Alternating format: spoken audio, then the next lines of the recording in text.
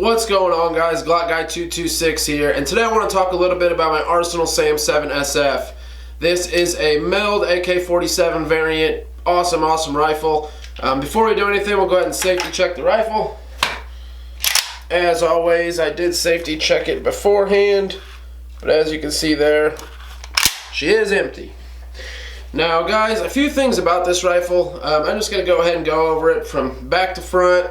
If you're not familiar with milled AKs, I'm going to go ahead and give you a little bit of a rundown on some of the differences. We'll go ahead and start from the rear here. This is a right side folding stock. So kind of a different feature you don't see on a lot of AKs. Has a locking tab up here in the front. Right there. It's usually some of the questions I get asked are, what's that tab up there in the front? And what that is your stock locks into that tab. Push that button to release it. So kind of a neat feature there. Definitely helps out to have it in that folded configuration. If you're getting in and out of cars or, even just transporting it to and from the range, stuff like that, it really helps out to have it folded up. I do use that feature quite a bit. Now, this buttstock here is a NATO length buttstock. Most AKs have a Warsaw length buttstock, which is a little bit shorter than the NATO length here. I'd say about 90% of the time you're going to run into Warsaw length buttstocks. So, going from past AKs to this AK did take a little bit of adjustment there, but I am used to the NATO length now. I don't have a problem with it. The Arsenal SAM-7 SF was actually designed for the Bulgarian military, a different version of it, of course, but Arsenal decided to go ahead and make a production of these. They made about 1,000 of them at first. They sold these rifles for over $3,000 a piece. Once they found out there was a market for them, they started producing them quite a bit, and now they're readily available out there. They sell for around $1,400 to $1,500. I have about 1,200 in this rifle the way it sits. Very happy with it though. But overall, guys, this wire buttstock, it's a wire buttstock. I mean, it's not bad. I like it. It's tough. It's rugged, reliable. But at the same time, if you've ever shot under folders or anything with like an ace folding stock, the wire style buttstocks aren't the most comfortable things to shoot. So I went ahead and paracord wrapped it, as you can see there. One of the big reasons I also wanted to paracord wrap it was to incorporate a sling loop in there. Now the sling loop, it's getting a little beat up and stuff, but it has held up for about 2 years so far for me. The paracord also helps when I go out shooting in the wintertime and stuff. It's cold on your face, that metal. So paracord wrapping it was a quick, easy fix for me. And if you do have this rifle, I'd recommend doing it. It definitely helps out. Moving forward from the buttstock, the next thing kind of different about the SAM-7 SF is the ambi safety they incorporated in it. Now, I took that off of this rifle. I didn't want to get used to the safety. Their ambi safety was pretty much made into the grip, which I have the stock grip right here. A saw style grip, where you can see the cutout is where they have the ambi safety selector. So while it is kind of a cool feature, I didn't want to get used to running that ambi safety lever, then jump to another AK platform and not be used to using the traditional AK safety. So I took that off of there, put an MOE Plus grip on. I really like the MOE Plus. I just wanted to stick with the traditional AK safety on here, so that's exactly what I did. Now, you can put the saw style grip back on and that safety in a matter of about 5 minutes, so it's nothing, too detrimental to the rifle. It's not like you're hacking into it and it's something you can't go back on. So, if I ever did sell this rifle or something, I could get it back to its complete, original configuration, no problem. Standard Tapco G2 double hook trigger. I get about 3 to 3.5 pound trigger pulls. So for an AK, guys, the G2 triggers are just good, proven triggers. You can't get around that. And I know nowadays there are, CMCs making triggers, ALG, and they are both very awesome triggers. I just really don't see a need to upgrade it. This trigger's done me good. Like I said, I get good trigger pulls out of it, so I am happy with that. Now, as far as the milled receivers go, Arsenal uses a hammer forged block of steel. Most other companies that do AKs, milled receiver AKs, use bar stock steel, which just isn't quite up to par with the hammer forged blocks of steel that Arsenal uses. Milled receivers are just a little bit thicker. I know Arsenal spends about 5.5 hours just milling out each receiver for every gun. So I really admire the precision and time they put into milling these receivers. Now, one of the big things that stand out on milled guns, to me at least personally, is the action. I mean, just compared to a normal AK, the action on this thing is so smooth. Many other milled AKs I've felt action on are pretty smooth as well, but this Arsenal here is just smooth as glass. I really, really love that. Kind of gives it a stiffer, what's the word I'm looking for here? It's like the AK is meant to have a little bit of flexibility in it. If you were to watch like a slow motion video of an AK shooting, you'll see that it does have a little bit of flex in it when it shoots, and that's normal. The milled receivers are they're just more of a solid platform to me. You know, a lot of guys like stamped AKs, and for the most part, that's what's out there, stamped AKs. There's nothing wrong with stamped AKs. I've owned them, I've ran them, I like them. I would own another one, no problem. I just personally prefer the milled over the stamped. Now, you'll hear some guys say the milled's more accurate, you know, things of that nature. And, you know, I don't know about all that personally. I've never really done testing, side-by-side testing on that. But, you know, I just personally really like the milled guns. They kind of give it more of a solid feel. But Arsenal does a really good job with it, guys. I'd highly recommend it. As far as like the top cover, your basic AK top cover, Arsenal does use a little bit thicker of a grade of metal, in my opinion, from other dust covers I've had on AKs. So it's very, very sturdy. Moving on from there, AK sights. I have always loved AK iron sights. As long as you get a rifle, like say you're buying like a Wasser or, you know, some mid-level AK, you want to make sure your sights aren't canted. And what that means is, you know, your sight's not canted to one side or the other. Because if that's the case, guys, I'd probably stay away from that rifle. It's not going to do you very good. But the sights on this Arsenal here have always been dead on. I shoot really well with it, and you just can't go wrong with the iron sights. So I decided to not go with the red dot on this rifle. I may end up doing that sometime in the future. But, you know, as for now, this thing has worked out very well for me, and I am very happy with the irons on this. Moving on from there, guys, we have a Midwest Industries rail. The stock polymer handguard that came on this rifle, and it does come on many other Arsenals, is a very quality handguard. It has heat shields in it, very ergonomic.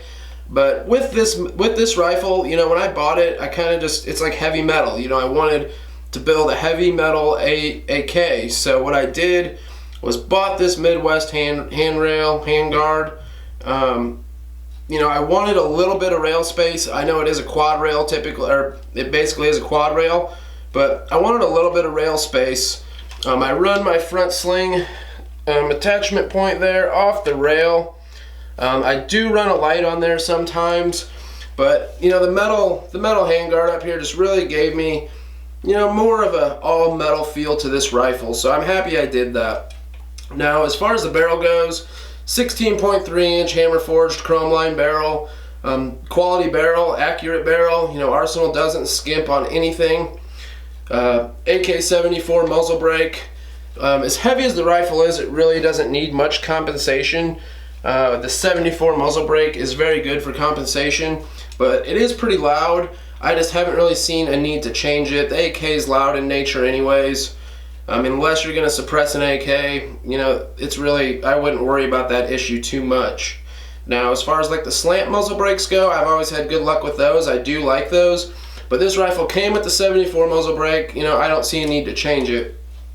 So overall, guys, the SAM-7 SF is definitely one of my favorite AKs. Probably the best AK I have owned. If you watch like Military Arms channel, Hitcock, they're going to tell you this is one of the nicest production AKs you could buy right now. So, you know, I totally agree with that from my experiences with other milled AKs, stamped AKs. This is definitely the most solid platform that I've ever ran myself. So, the sling setup I got on here is a Magpul MS3. I really, really like the MS3. If you're not familiar with it, or at least the features of it, that, you know, a lot of other sling companies have started doing this. I'm not sure if Magpul is the first to do it, but I like Blue Force Gear, Vickers slings with a quick adjustment is pretty much what I'm getting at. With the sling all the way forward and its tightest configuration, the rifle stays close to my body. You know, it's not going to move around a whole lot, but I can still deploy the rifle if I need to. I've seen some slings that are so tight, you know, you either can't deploy the rifle, or they're so loose that it's just not comfortable. You know, with the MS3 sling or the Blue Force Gear Vickers sling, you can adjust it to exactly the point you want to keep it at. If you're a bigger guy and you need all this room out there, you know, you can do that. But, you know, if you're a smaller guy, you can run it as small as you want to or as short as you want to. Now, what's nice about that is I usually run it at its shortest configuration, like I said, so it's not bouncing around. I can still deploy the rifle, move it around if I need to. But, you know, as far as like taking it off and stuff, I can loosen it up, throw it off, no problem. So the MS3 sling, very, very good option, guys. Now, the SAM-7 SF fully loaded with a 30-round mag weighs about 10.4 pounds in that configuration, you know, with that rail, sling setup. So, I mean, it is a pretty heavy rifle, but, you know, milled AKs are a little bit heavier than stamped AKs too, so, you know, I kind of expected it to be a heavy rifle. Now, as far as magazines go, I really, really like Circle 10s. And, you know, you can be tricked by some pro mags out there that look exactly like these, but, you know, don't let that fool you. Circle 10s are some of the best AK mags you can buy without a doubt. Now, they are very expensive. You're going to pay $40 to $50 per magazine, but a buddy of mine ended up buying a SAM-7 that I found for him, and the guy selling it had about 20 of these mags. Well, he included those in on kind of a package deal, and he ended up getting these mags for about $20 a piece. So he sold me 8 of them for 160 bucks, which is less than half the price of each mag. So I do have quite a few of these. I really, really like them. Super solid mags. They're probably my main go-to magazines for my AK. Now, besides the Circle 10s, there are a few other options out there that I personally like that I know are going to run and work no matter what. Bakelights, whether they're, you know, Izzy's, Tula's, whatever you can find. As long as you can find them for a good price, guys, which a good price on these is no more than $40, I would say. You see them a lot for $60, $70, but, you know, honestly, I would not pay more than $40. I have about 30 bucks tied up in some of my Bakelite mags, and that's about the highest I'm going to pay for them. They are very quality mags. They're really unique, you know, like I said, you don't see them a whole lot. And, you know, just the materials used in it and the color of it, there's just, Bakelights are really, really cool mags, guys. I also really like Yugo bolt hold open magazines. Now, these are just your basic steel surplus mags, but when it comes to AKs, guys, there are, I almost want to say, hundreds of different steel magazines, and a lot of them do differ in a lot of ways. The Yugo bolt hold opens, I really like. Very, very nice finish on them. I have some that have just beautiful bluing on them. Like I said, they're a surplus mag, so you're going to get them, and yeah, they might be a little dinged up, scratched up, but, you know, it kind of gives the mag character, and, you know, if you're going to use them anyways, what's the big deal? But the feed lips on these magazines are just so big, I mean, so thick. You're going to have a very, very hard time ever busting them feed lips. I mean, you could probably run this thing over multiple times, and it's not going to do a whole lot to it. So Yugo bolt hold opens, guys, you can, you know, these mags can be had for, I want to say, about $13 to $15. Sometimes, you know, usually under 20 bucks. So all in all, under $20. SG Ammo usually a few times a year gets a pretty big shipment of these in. Still soaked in cosmoline, so when they get shipped to you, you have to take all the cosmoline off yourself, which, you know, it's not a bad process, but you know you're getting a well taken care of mag. So, you know, it definitely helps out to pay a little extra at first, get a couple quality mags versus a couple, you know, crappy mags. Just get something you know is going to work. Now, when it comes to AK mags, last year there was a big fuss about Magpul magazines. This is one of the Gen 1s. I went ahead and camoed up myself. I did some custom at-home multicam one day when I was bored. Came out pretty good. But these are good range mags, guys. I know a lot of people have been hating on them because of the feed lips. You know, they can break easily. Magpul, you know, it's just not like Magpul to do something like that. You know, I ended up buying a few before all that came about. And, you know, I wouldn't trust my life to them per se because of those reasons. But as far as like a range mag goes or something, guys, for the money, they're not a bad magazine. Now, the Gen 3 mags by Magpul for the AK, you know, have the metal locking tab on it. They're just supposed to be a little bit tougher magazines. I mainly just use these for range mags as well. I don't have a whole lot of them. I think I have like 4 or 5 of these things I got a deal on. But, you know, they are tougher than the first gen of the Magpul mags they made for AKs. But like I said, if you're going to stick with something as far as like a go-to magazine, SHTF style mag, you know, go with something rough, rugged, you know, a Bakelite, a Circle 10, whatever kind of good surplus metal mags you can find. You know, there's a lot of different options out there. So just really know what you're looking for. Do your homework on it. Talk to people that have, you know, ran those magazines. So all in all, guys, that's kind of a quick video I wanted to do on my AK. Tomorrow, I'm hopefully getting out to the range. As of right now, I do have a plan to go to the range. Now, you know, stuff comes up and whatnot, but hopefully I will be going. I'm going to take my AK and a few other rifles and pistols out there with me. So hopefully I'll get some footage of me running the AK and some pistols. That'll be good.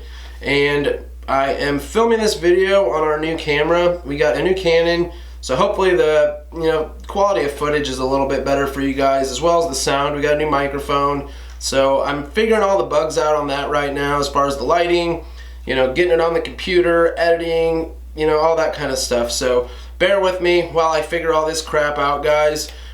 Please like this video, sub to the channel. It really does mean a lot, guys. Gets you in on a giveaway to win an Ontario Rat 1 folding knife. February 1st, I'll be having the drawing. So sub to the channel. It's all you got to do to get in on that. And I thank you guys for watching. Have a good day.